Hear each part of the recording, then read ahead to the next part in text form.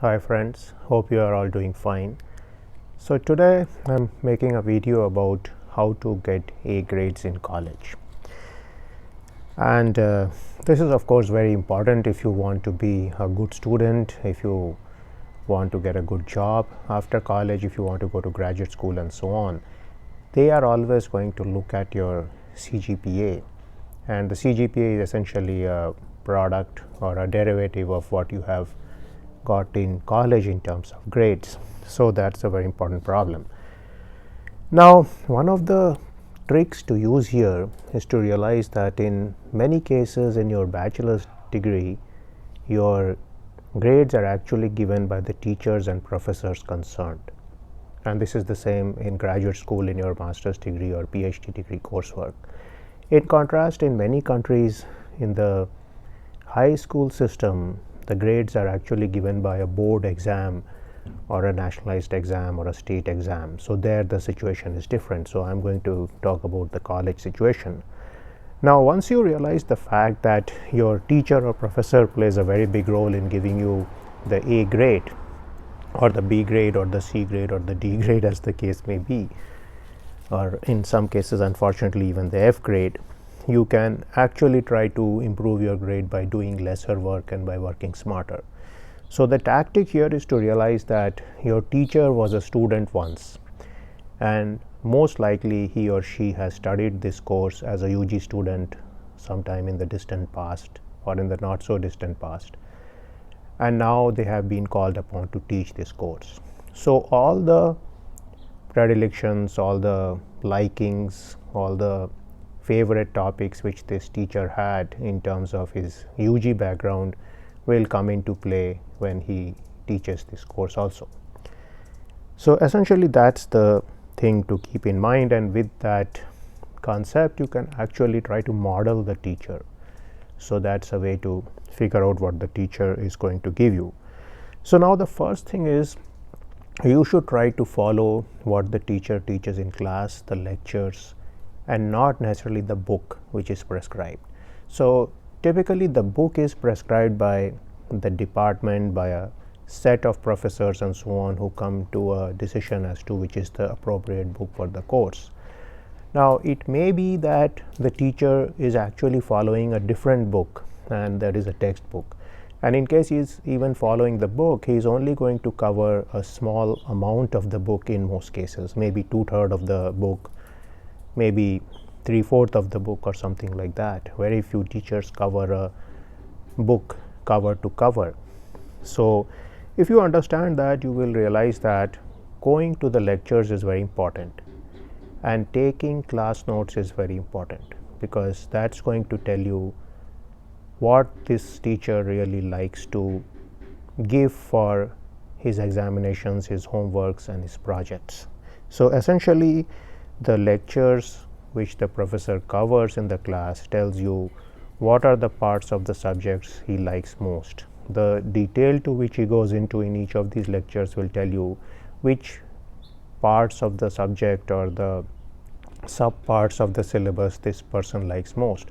So there are people who spend a lot of time, say in a structural mechanics class, on bending moment diagram, on shear force diagram, and so on. So this person is going to have a predilection toward these kind of problems. Somebody else may spend a lot of time on Mohr circle, energy methods, or Tresca failure criteria, or von Mises failure criteria, and so on. So in that case, you know that those are going to be the important parts of the syllabus. So just to summarize this, follow notes, not books, and also to get good notes, though you can get notes from your friends and so on, the best strategy is to go to class, listen to the lectures, and take notes.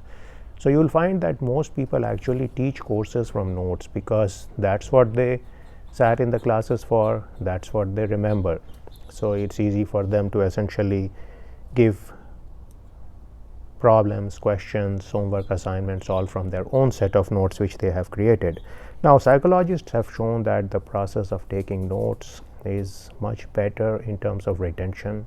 When you listen to something, you understand it, and you write it down, or you write the main point down, I would say 70 to 80% of the work is actually done in terms of retention and understanding of the subject. So most of your preparation actually ends in the class itself, and you don't have to go home and read the book so many times. Maybe you need to read a book just to understand some parts of the syllabus which are not clear to you, and so on. So that's the second part is go to classes, attend the lectures, take the notes, figure out what the professor likes in the syllabus, and then you are very much ready for the exams and the tests. Now, the final part of the issue is going to be the exams, because that's where most of the grades come from, or most of the percentage for the grades come from.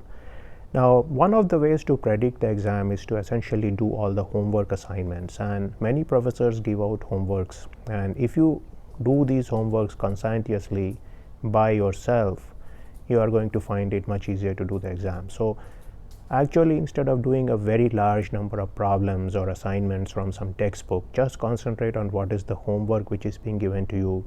Try to do these homework problems yourself rather than get the solutions from Chegg or from solution manual, because by doing that you are actually self-sabotaging your learning.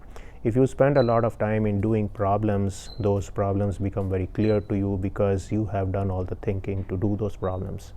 And if you do that, you will find the midterm exam, final exams will be somewhat similar to the homework assignments, because what happens again in these cases is that the professor will have a predilection or liking for certain aspects of the subject, and these subjects are going to be covered in the homeworks, and it is very likely that a subset of these are going to come in the midterm exam or the final exam, as the case may be. In some cases, if you are able to get hold of papers from past students or previous years, that will also help your case. You can do that if this is considered to be a legal practice in your university, and that will also essentially give you an idea about some of the favorite topics of this particular professor, because generally what happens, if you are able to look at the last several years papers and figure out some of the typical questions, you can kind of predict the future paper. So this is something which is coming from data science. Essentially, it's very difficult to create a completely unique test paper, and if some professor does create it, it is very good on his part. But in fact, I would say if you have the last 10 years test paper, you can kind of predict the next year text paper with quite a degree of confidence. So these were some tactics I could tell you about how to get A grades, and certainly if you use these tactics, you will get A in most of your courses. Maybe some courses you will get B, but you will generally get good grades, and that is something which is going to be very important in your career and in your later life. In fact, there is a theory that people should read the textbook cover to cover and not go to classes, bunk lectures, and so on. But that kind of approach will only work if you have one course or two courses a semester. Generally, most people have 5 to 6 courses a semester, and it's really very difficult to follow an approach where you kind of neglect the class, you don't attend the lectures, you read the books, and you think you are very smart and you are going to do the course like that. So I would say there are some people who are able to do it like that, and in those cases, those people may actually develop a deep knowledge of the subject. And in fact, that's why you sometimes find people who study like that, they may not get the best grades in the class. In fact, they may get B or C grades, but they often have a very good comprehension of the subject because they have studied the whole book, or they have studied things which the professor may not have taught, and so on. So such people sometimes make good researchers. So this is a balance you need to keep, and I hope this video benefits you in your college life. So I will stop this video now. I will see you in a new video sometime soon. See you then.